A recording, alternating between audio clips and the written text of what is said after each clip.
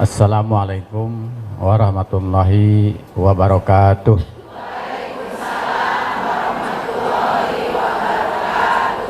Bismillahirrahmanirrahim. Alhamdulillahirabbil alamin. Wa bihi nasta'inu ala umri dunya waddin.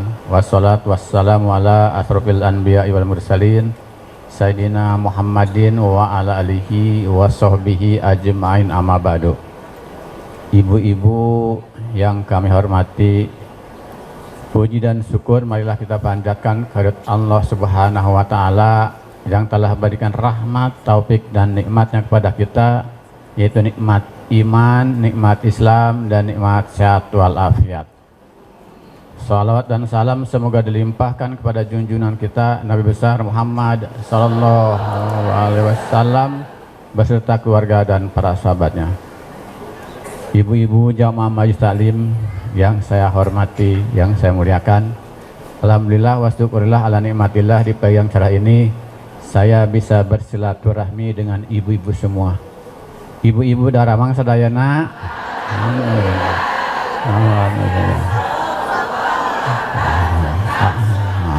Alhamdulillah ya Bu, mudah-mudahan setiap langkahnya ibu-ibu datang ke sini mendapat balasan pahala dari Allah Subhanahu wa taala. Amin. Ibu-ibu, mungkin tadi telah diperkenalkan oleh pembawa acara, saya Haji Nandang, pembina pesantren Al-Hilal, kebetulan ayahnya Bapak Henry Setiawan. Kebetulan saya nih orang Sunda Bu ya, saya asli dari Cililin Bu. Mungkin ibu-ibu ya pada tahu ya Bu, Cililin. Nah ibu-ibu pernah tahu nggak di sini ada Cangkorah? Nah, Cangkorah ya, tahu Ibu. Saya cerita tentang Cangkorah ini. Saya dulu pernah ngaji silaturahmi dengan Mama Jangan Cangkorah. Mama Jangan Cangkorah, kebetulan ibu saya itu penghafal Al-Quran Bu. Ibu saya itu penghafal Al-Quran, matanya tidak melihat. Ibu saya tidak melihat Bu, tapi hafal Al-Quran 30 juz. Ibu saya itu. Nah, selalu pesan kepada saya, Nandang, kalau ingin hidup bahagia dunia akhirat, mak pesan hiji Al-Quran, kedua salat beting, katilu anak yatim. Itu kata ibu saya. Peket yang terjemahkan tilu teh Al-Quran teh kumaha, anak yatim teh kumaha, salat beting teh kumaha. Ya, Al-Quran itu bukan hanya sekadar dibaca Bu ya, dihafal, diamalkan juga, diamalkan. Terus juga saat malam itu usahakan tiap malam kita usahakan saat malam. Anak yatim juga bukan hanya sekedar melihat anak yatim, tapi kita disantuni, disayangi. Alhamdulillah anak yatim di sini juga kemarin ini Al-Hilal ini di Cililin, pesantren Al-Hilal anak di Cililin itu tamat SMP sudah hafal Al-Quran 30 juz. Tamat. Nah, insya Allah kami tanggal 22 Oktober ini santri penghafal Al-Quran di Cililin itu akan berangkat menunaikan ibadah umroh sebanyak 5 orang. Allah, mereka sudah hafal semua Bu, tamat SMP Bu, santri semua anak yatim.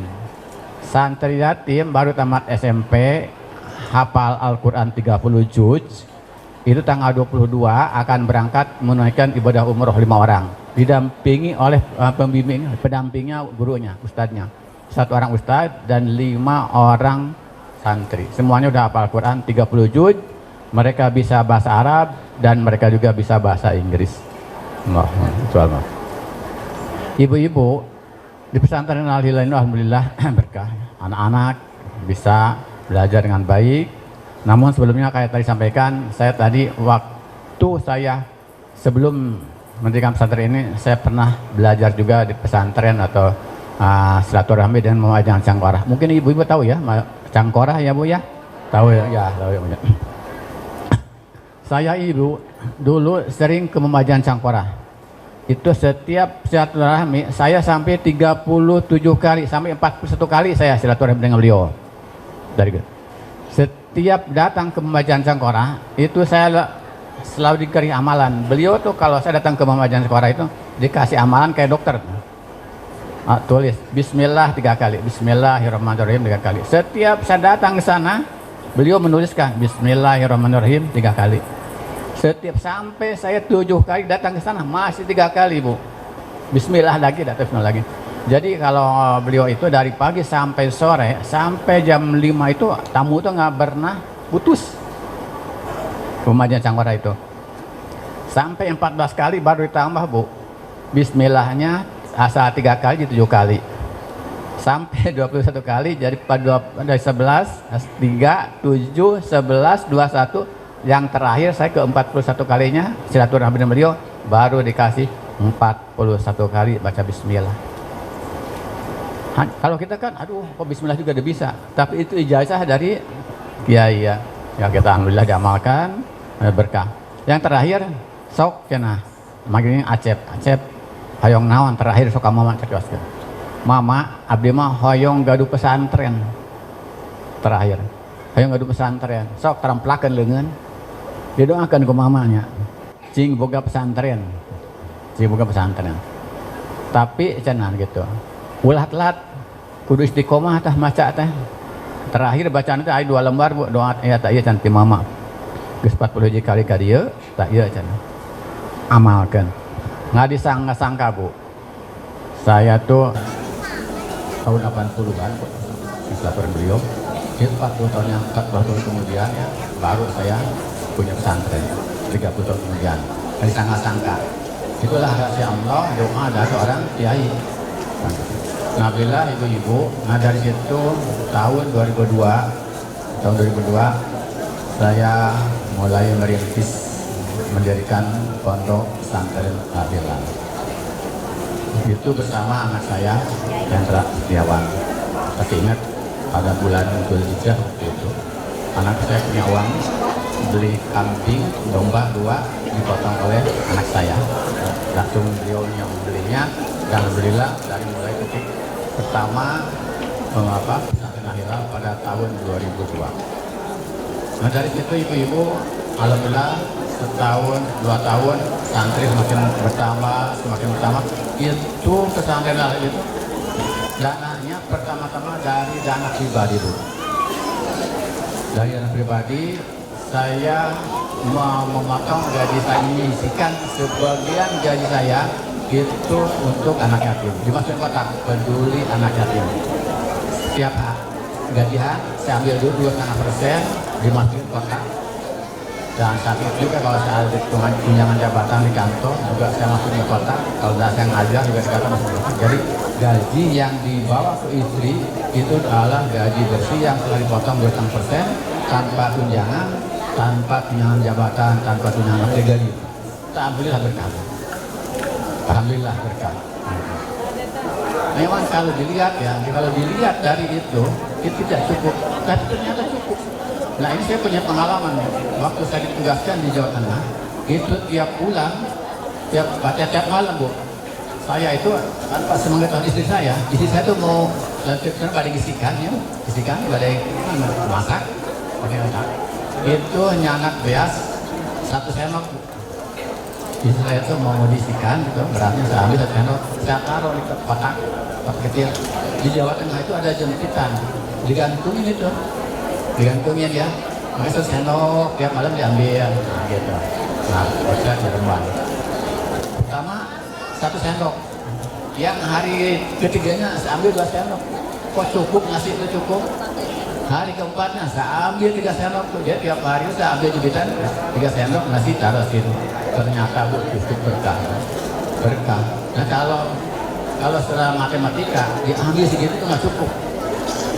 Tapi cukup Bu, anak istri cukup. Nah gaji saya juga diambil zakatnya, diambil sedekahnya kok berkah.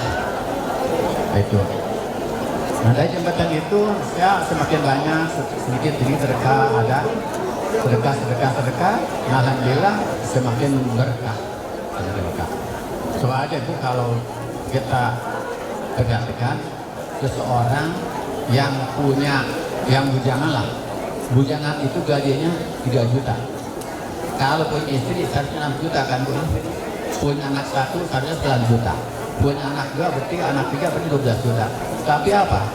gaji suaminya 3 juta, punya istri tambah 300.000, punya anak tambah 200.000, 3,5, tapi cukup kok. Itu berkah ya Bu, cukup. Kalau itu kalau kita ngitung pasti kalau punya anak 3 itu harusnya 12 juta udah cukup, tapi kok hanya 500.000, kok berkah cukup. Nah itu matematika. Kalau ngitung sama matematika memang tidak defisit ya, itu berkahan. Itu saya waktu saya tugas di perbatasan Timur kebetulan saya, maaf Ibu, saya ini pegawai PT Pos ya, dan Kesehatan PT Pos Indonesia. Saya kebetulan dari dulu waktu Rumah Ajudan Cangkor itu, saya selalu mohon doa pada beliau, dan sekarang sudah almarhum ya Bu, sekarang itu sama putranya, pesantrennya. Nah waktu saya sering berdoa itu, saya udah jualan waktu itu Bu, jualan tapi tetap harus sepi Bu, tapi berkah. Saya bisa kuliah, bisa sekolah, itu keberkahannya. Bisa sekolah, bisa kuliah, dan alhamdulillah bisa lulus dari pendidikan, dan saya bisa bekerja. Dan alhamdulillah waktu saya di perbatasan Timur, ibu saya di Kupang tuh sering mengirim surat yang intinya nandang kalau ingin bahagia, hidup bahagia di akhirat, maksakan dulu kahiji Al-Quran, kedua sholat malam saat penting, katilu anak yatim. Nah, alhamdulillah dengan adanya nasihat dari ibu saya sampai mau meninggalnya pun ibu saya selalu itu. Dan yang terakhir menjelang akhirnya ibu juga bilangnya nih, jangan gaib minta mung merek. Ngerti ibu ya?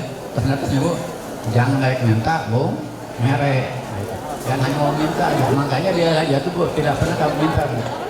Alhamdulillah yang sedekah nanti pun kali ini, alhamdulillah orangnya itu kami tidak pernah minta buat canceling, buat apa, tapi selalu paling memberikan kalian. Dan setiap teman-teman saya yang menitipkan pada saya bilang ini, Pak Haji Nandang, saya tadi transfer nggak banyak ya, cuma baru 1.000. Saya mohon Bapak menerima titipan saya. Mohon Bapak membantu saya. Jadi mereka yang butuh. Kalau saya atau kami memintakan selain berarti kami yang butuh. Tapi kalau ada orang lain yang ngerti kepada kita, berarti mereka yang butuh doanya.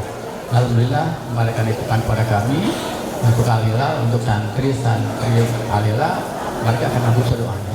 Dan alhamdulillah tiap hari Kamis malam Jumat itu ada pengajian khusus doa untuk para donatur yang telah dititipkan kepada Hilal. Itu juga waktu pengalaman saya di Muhammadiyah Cangkor itu saya bilang gini, Mama gaduh pesantren, gaduh gedung, saya agak Mama kedama, Mama kedama. Mama tuh kerjanya beda. Terus waktu kita ditinggal gitu. Jam 12:30 Mama dongkap ke masjid. Ternyata pas ditinggal Babi, ibu di Jakarta mampir ke sholat Kajana, ternyata Mama di masjid. Aduh akan ya Allah ya Rabb, setiap orang yang datang kepada saya, itu bahasa Indonesia namanya, anu dongkap ke Mama, kabul ke doa. Jadi mereka itu bekerja, dia itu bekerja, tapi nggak doakan Kak. Anu dongkap kayaknya. Nah kembali gitu, ya abdi nggak doakan baik itu, mudah-mudahan ya punya. Anu dongkap kadia sadayana, ibu-ibu sehat sadayana ya Bu. Ibu-ibu putri ibu menjadi anak yang soleh-soleha. Ya, putri ibu itu juga mungkin anak yang cerdas ya Bu. Ya gitu. Dan ibu-ibu mudah-mudahan tiap datang ke sini ini bukan hanya mendapat pahala juga, tapi juga mendapat ilmu ya. Amin ya rabbal alamin. Ibu-ibu yang saya hormati, Al-Hilal ini pertama saya mendirikan Al-Hilal itu di Ciledug Ibu. Pertama-tama saya mendirikan Al-Hilal, sebelum mendirikan Al-Hilal itu saya menerima nasihat dari ibu saya, kata di Al-Quran, sholat malam dan al-jatim. Saya waktu saya di perbatasan Timur di Kupang, saya itu mendatangi suatu tempat yang terdiri ada 6 orang anak yatim dan 1 guru ustadznya, semuanya Bu mu'alaf. Tetapi kalau pakaiannya tukang camping Bu. Kalau di orang mah di sunah nggak masuk lap kakek mah tegambo, Itu ke Anggo bu, jangan keluarga teh hidung gitu tadi anak. Nolak kakek lah di orang ke Anggo, di orang bikin itu ke Anggo. Itu tahun 85. Tahun 85. Terus setiap hari makan jagung, ubi, singkong gitu. Nah Pak Abdi diangkat. Saya bilang ada anak yatim di sini ada berapa orang Ustaz? Ada 6 termasuk saya 7. Tiap hari kerjanya apa? Nanam singkong, ubi gitu. Rumahnya itu bu, pesantrennya itu dari semua daun kelapa. Anggapnya daun kelapa, gigir daun kelapa, bilik daun kelapa, luhur daun kelapa. Teu aya bu nganggo kusen mangsa tina jati tina kae teu aya, semua awi daun kelapa. Nah gitu. Itu sangat prihatinkan. Saya ajak ke rumah dinas saya, rumah kantor. Saya bilang saya besok mau ke acara di Denpasar. Mohon doa dari kalian. Saya tanya, sudah bisa baca Al-Quran enggak? Ternyata anak yatim itu sudah ada bisa baca Al-Quran bu, sudah bisa Al-Quran. Nah anak saya adanya Pak Hendra itu belajarnya di sana terbalik dari anak yatim.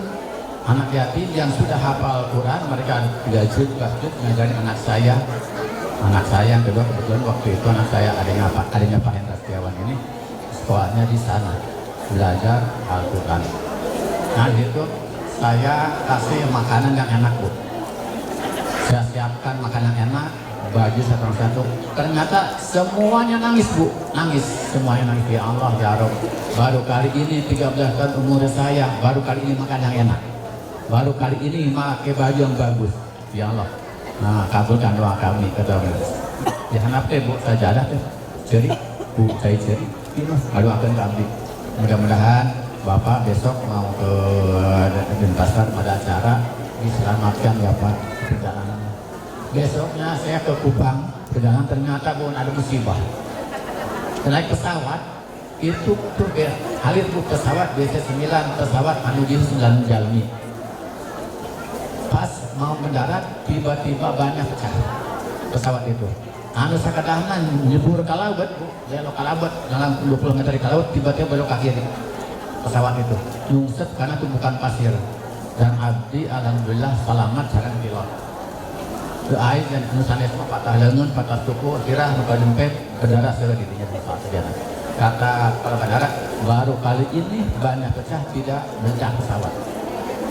Nah, alhamdulillah saya nanya sama pilot, antum kok ini kita berdua aja sedang selamat ya? Kata pilot, iya Pak, saya tadi sebelum berangkat kita ketemu Bapak di musola. Jadi sebelum saya berangkat naik pesawat itu saya sholat duha dulu dengan pilot itu. Sholat duha dulu, ya Allah menyerahkan diri kepada Allah bahwa saya akan berangkat. Jadi sekalipun ada musibah, kalau kita sudah berserah diri kepada Allah Subhanahu Wa Taala, alhamdulillah saya selamat di situ. Dan juga pilot juga sama, hanya berdua aja yang selamat tuh. Yang saya tidak patah tangan, tidak patah kaki itu. Itulah dan alhamdulillah berkat doanya anak yatim. Saya sudah selamat bisa beraktivitas kembali. Itu berkatan doanya anak yatim. Dan alhamdulillah dari situ dari Kupang saya pindah ke Bandung. Dari pindah ke Bandung, saya selama di Kupang itu saya punya teman kepala kantor Telekom.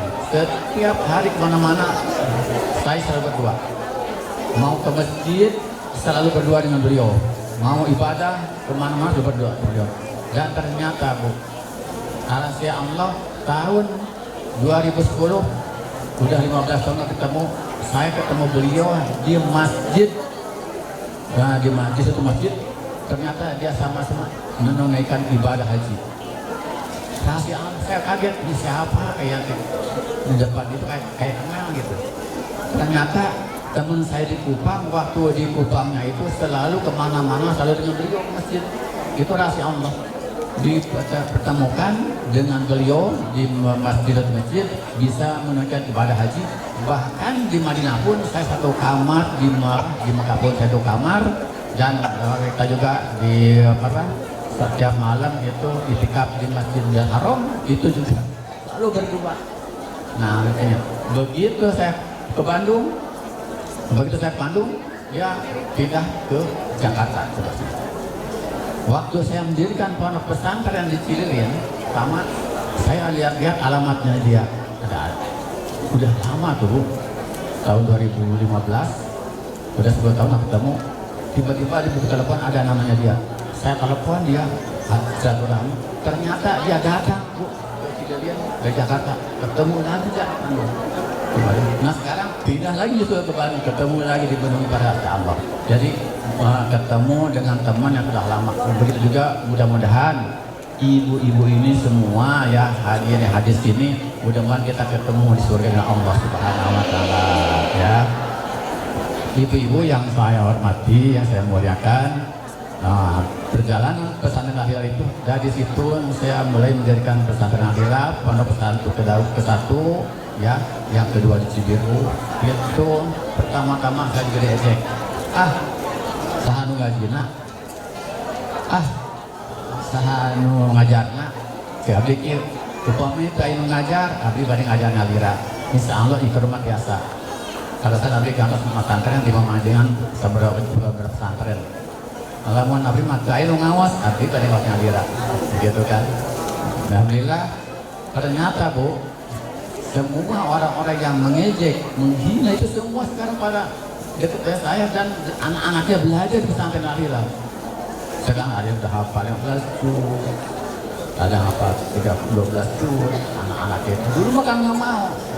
Saya mendirikan pesantren aja diejek, masih pesantren. Nah gitu. Alhamdulillah sekarang ini setiap, jadi kalau ada istilah bahasa berikut, setiap melak bare pasti air dukut. Setiap kita berbuat kebaikan pasti ada kejelekan. Tapi orang melak dukut mau nubuh bare ya Bu, terus nyabunya. Nah gitu.